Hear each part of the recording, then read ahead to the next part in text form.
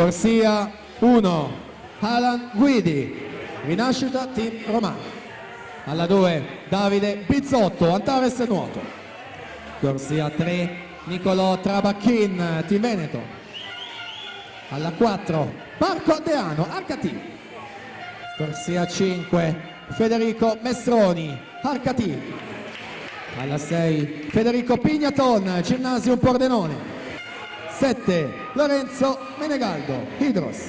In 8, Mattia Santi, Team Veneto.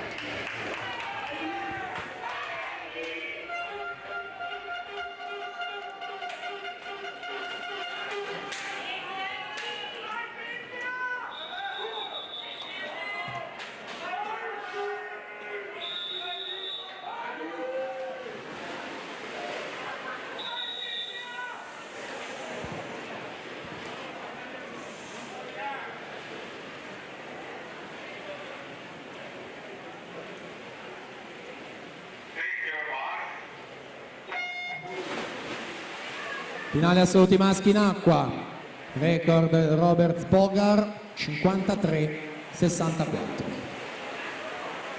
I due atleti dell'Arca Team nelle corsie centrali, Marco Deano alla 4 e Federico Mestroni alla 5, hanno ottenuto i due migliori tempi nelle batterie di qualificazione, con Marco Deano che si prende subito un bel tesoretto da gestire, 26,56, 52 centesimi su Mestroni, 27,08, Menegaldo 27,46 al momento in terza posizione.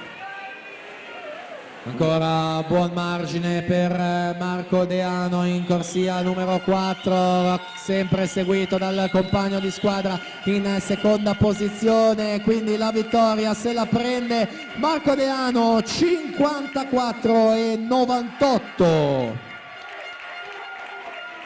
Federico Mestroni 56,18, quindi in terza posizione sale Davide Bizzotto, Antares Nuoto in corsia 2 con 56,86.